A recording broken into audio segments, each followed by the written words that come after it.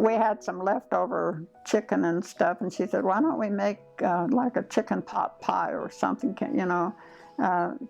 what about some biscuits on top of it? Or, yeah, I said, I can handle that. We can make that for lunch, So I got all the stuff made, and she was telling me, if you make biscuits, you don't handle the dough, and you don't do this, and you don't do that, and you do something else. And we got it all made, and it was all ready to go in the oven. And she said, that's absolutely beautiful. She said, I never could make biscuits. And then on payday, she'd pay me cash, and then she'd say, here, I'm giving you an extra $5, I'm giving you $7. Buy yourself a pair of nylons. So, when the war, during the war, women couldn't get nylons. If you could get a pair of nylons, you were really somebody, and she'd say, get you a pair of nylons.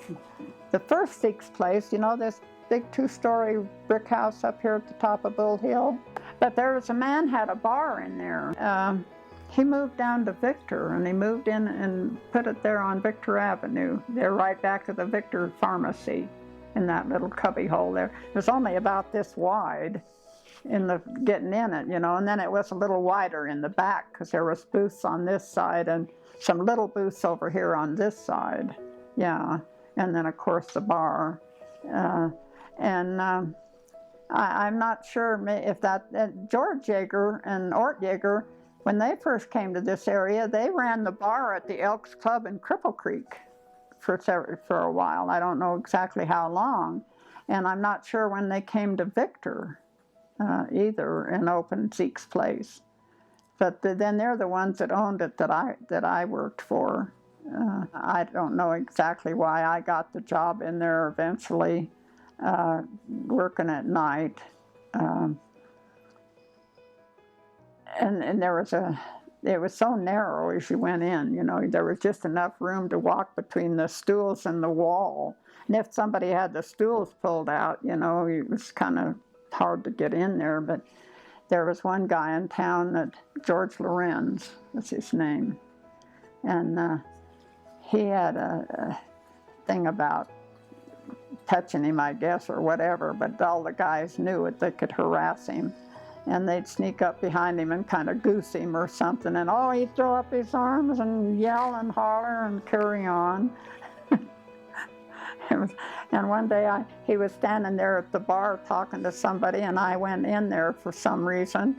And I had to go past him, and I thought, oh my God, I hope I don't touch him. I hope he doesn't know that I'm back there, or throws one of those fits when I go past him. Thank God he didn't. My friend, Verna, her name was Fisk, her maiden name was Fisk. We kind of grew up together. We went to school, and we were best friends all through school, and they lived fairly close to us, and we always kept in touch, even after we got married, And she said, by the way, she said, you know what I'm going to do? She said, I'm going to go to work at the school, cooking in the lunchroom. I said, when did you decide that? She said, well, Ella Mae Smith, who had been working there, she was an older lady. Both women were older, the cooks. She's going to retire. So she said, I'm going to go to work there in the lunchroom. And I said, well, your Aunt Marie works there. I said, and they don't get along. I said, how are you going to get along with your Aunt Marie? And she said, well, I'm just going to have to keep my mouth shut and do what she says.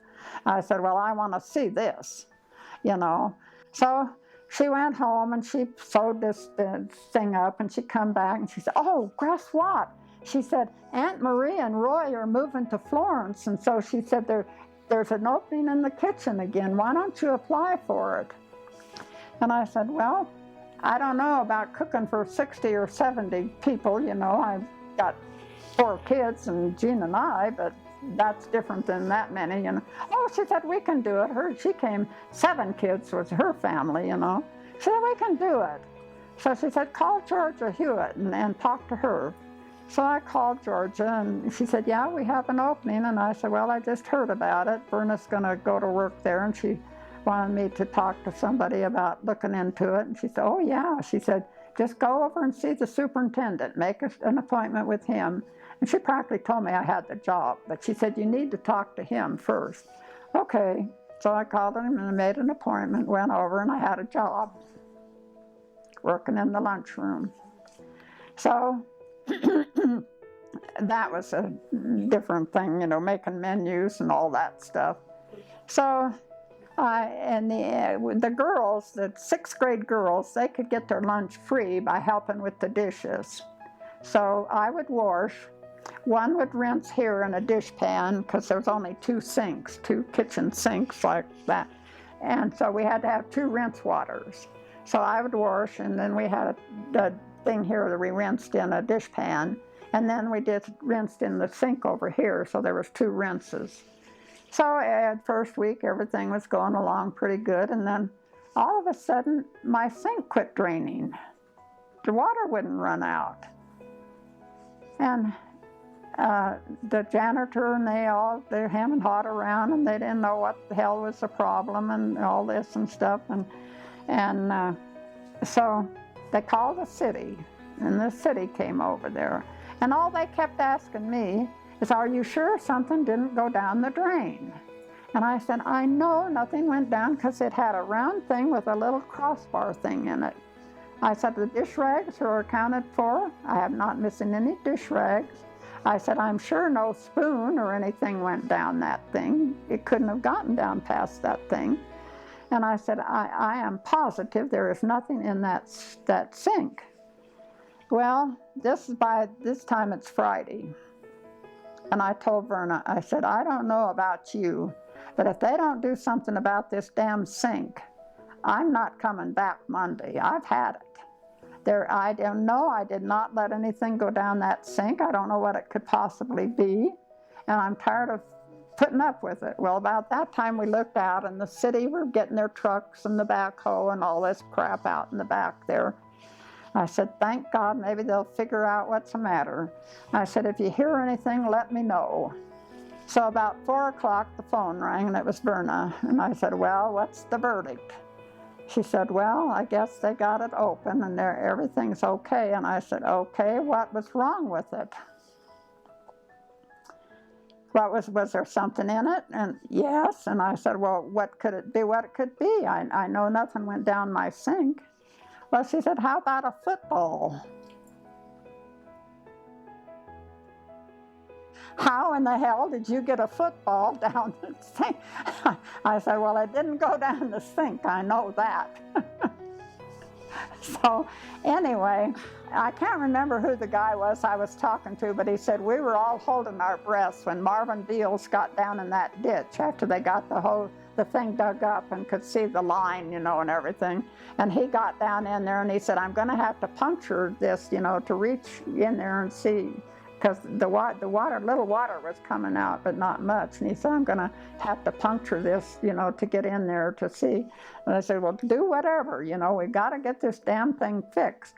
So he gets down in there and they give him something to tear open the pipe and to get it open. And he reached in there and he just kind of stopped and looked around, and everybody's thinking, oh my God, what has he got a hold of? And so finally they said, well, do you know what it is? And he said, yeah, a football. And it was a football. It was one of those small ones, like my kids had them for Christmas. It wasn't a regular football like the men's play. It was the little one. It evidently got thrown up on the roof. The roof is flat. We'd had a lot of rain that August. This is in September because school had just started that week. And the drain came over and ran down right alongside the lunchroom door and intersected with the water coming out of the lunchroom. And that's how it got in there. Well, I can't remember what year it was. See, when I wasn't working at school, I tended bar. And in the summertime, I worked, you know, because the school was closed. I worked at Zeke's.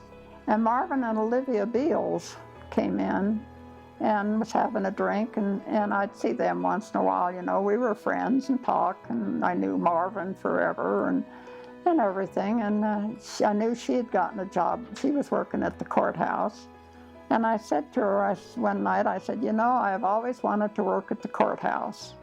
But I said, I never thought about, going applying for a job or what you have to do or all that hullabaloo. And she said, yeah, but she said, I'll keep it in mind. She said, Leona, my sister-in-law, is working there right now with us, but she's talking about quitting. And she said, she's talking about leaving. And she said, so she said, keep it in mind. And I said, okay. So it was only but a couple of days later, she called me and she said, well, we have an opening. And she said, go over and talk to the assessor.